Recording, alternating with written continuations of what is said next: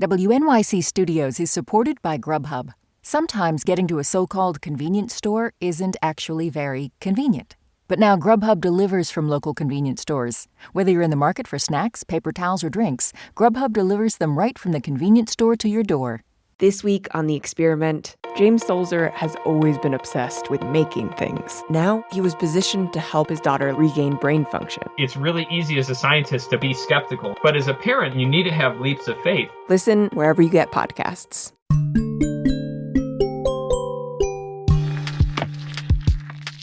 I'm Melissa Harris Perry. Thanks for starting your week with us here on The Takeaway.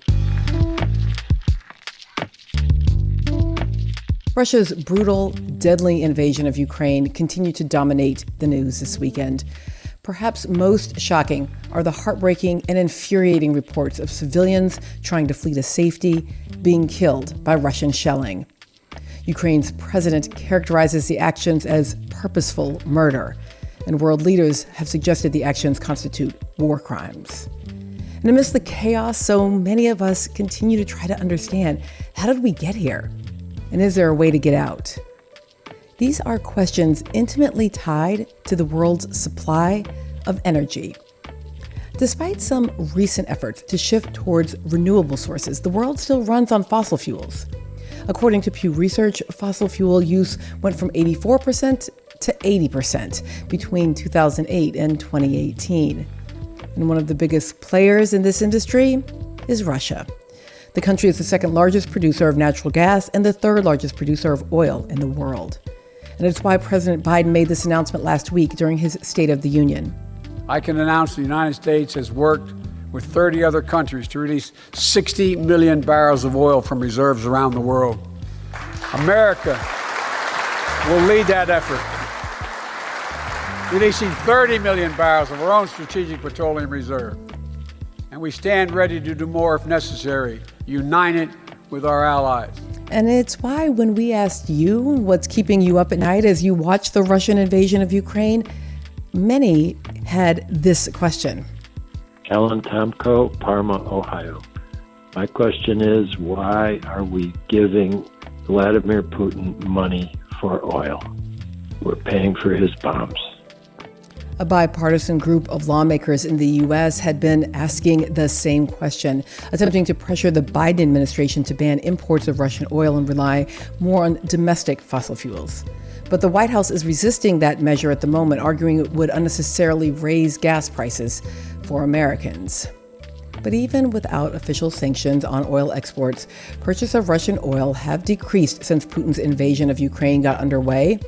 And that's just one part of the energy sector story when it comes to this brutal war. Last Friday, Russian military forces attacked and took control of the largest nuclear power plant in Europe, located in southeastern Ukraine. Officials have said that they do not believe radioactive materials were released as a result of these attacks, but U.S. Ambassador to the United Nations Linda Thomas-Greenfield had this to say at an emergency meeting of the UN Security Council on Friday. Russia's attack last night put Europe's largest nuclear power at grave risk. It was incredibly reckless and dangerous, and it threatened the safety of civilians across Russia, Ukraine, and Europe. With all of the energy-related issues in this conflict, it's hard not to wonder whether this moment will finally serve as a wake-up call for global reliance on oil, gas, and nuclear energy. For more, I'm joined now by Jonathan Elkind, a senior research scholar at the Center on Global Energy Policy at Columbia University. He's also a former Assistant Secretary for International Affairs at the Department of Energy. Thanks for being here, Jonathan. It's my pleasure. Just how reliant is the world on Russia? Russia, as you've noted, is an important supplier and an important exporter of many different fuels. Russia represents about 10% of global oil production. At the head of the pack when it comes to exports of natural gas, especially to Europe. But it's also worth noting that Russia represents roughly 40% of the coal that is going to Europe. And it's also a major player in nuclear fuels as well. And did European nations, did the U.S. prior to this moment see this reliance on Russian fuel as a political risk and as a global security risk? The conversations about Europe's gas reliance on Russia is a conversation that's been going on back to the Reagan administration, literally. Successive US administrations have raised to European decision makers Washington's concerns that, in fact, Europe was opening itself to greater and greater vulnerability. This really got accentuated as domestic natural gas production in Europe has dropped very appreciably, especially in the last 20 years. Today, Russia's supply of gas to Europe represents more than 40% of Europe's total consumption. But from the European perspective, many, not all, European decision makers have taken the view that this was a low probability risk and one that they were prepared to take on.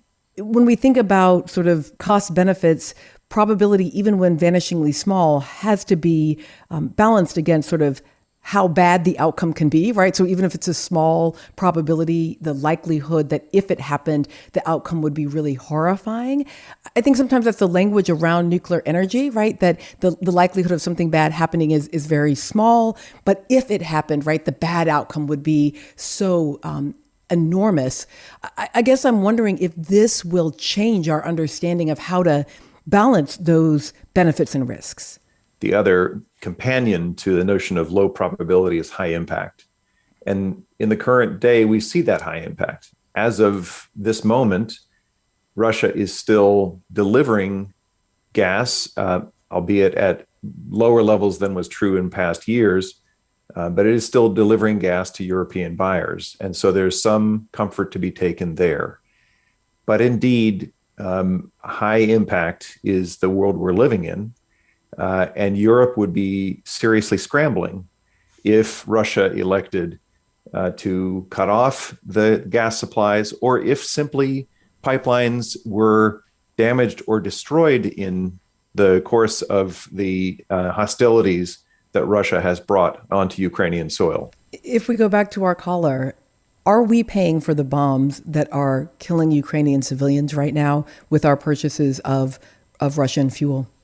Russia's crude oil and refined products represent a very small share of total consumption in the United States. In fact, the United States is a net exporter of petroleum and petroleum products. It is a much bigger story in the case of Europe, which is the single largest purchaser of Russian exports of petroleum and refined products. There is a real money flow. Secretary of State Tony Blinken has commented through the weekend that ongoing discussions are underway about the possibility of cutting off purchases of oil and gas from Russia. Why in the world are the gas prices so high at the pump right now then? Gasoline prices are high at present because the market is engaged in assessing where prices are likely to go in the future. So people are anticipating what supplies may be like in the weeks ahead. Today's cost includes both an indication of the balance between supply and demand. And this is a time when people are interested to buy oil in order to have it available if there are disruptions in the market. President Biden and Democrats are going to be concerned about high gas prices, right? These are the kinds of things that affect elections, presumably. And we have largely a group of Republican lawmakers saying that the Biden administration could address this by both releasing more oil here in the U.S., but also being willing to drill and to produce more oil. Help us to understand the extent to which that is or is not a real solution to what we're seeing, both relative to Russian oil and relative to gas prices. It's a little bit of an oversimplification to think that magically we could flip a switch or wiggle our nose and create more production in the United States. In fact, if you talk to oil industry executives, what you will hear time and again, the most serious obstacle to higher production levels in the United States has been a focus from Wall Street on higher returns to investors. It's not that there are huge obstacles that are stopping the oil and gas producers from pulling more out of the ground. It's that their financial investors have been saying, we want to see some financial discipline. We want to see returns to investors rather than growth in production just for growth's sake. And even with that backdrop, expectations are that in the course of 2022, we will see U.S. production rise by somewhere between 700 and 900,000 barrels per day. That's not a huge increment if you consider that Russian exports of oil are about 4.5 million barrels per day. It's certainly a market response. One more beat here with me about nuclear power. And I think, we had some sleepless nights all over the world, but certainly in Ukraine and in Europe about this Russian takeover of Europe's largest nuclear power plant. What type of risks are posed by this kind of hot war fighting this close to that plant? It's really mind-boggling that Russian forces would have been firing at anything near to a nuclear power plant. The fact is that the buildings that evidently were hit and then were ablaze several days ago were administrative buildings and not the actual power plant itself. Unfortunately, we now see reports today that Russian forces are approaching the South Ukraine nuclear power plant, which is the second largest Ukrainian operating nuclear power plant. This is in the Mykolaiv Oblast or region. So this story is not done. Can this move Americans and the world towards more serious conversations about an adoption of renewable energy? We must proceed with a transition to low carbon energy. The United Nations Intergovernmental Panel on Climate Change released a new study looking at impacts of a changing climate. Between 3.3 and 3.6 billion people are already living where they are highly vulnerable to the impacts of a changing climate.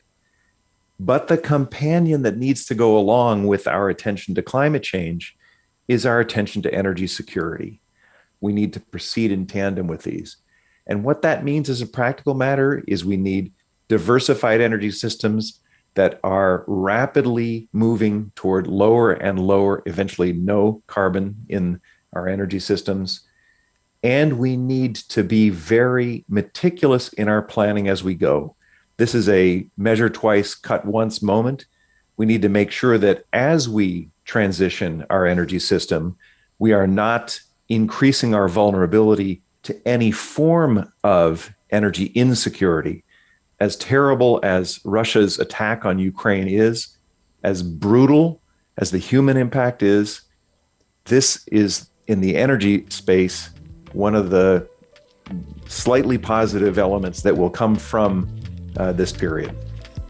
Jonathan Elkind, Senior Research Scholar at the Center on Global Energy Policy at Columbia University. Thank you for your time today. Thank you.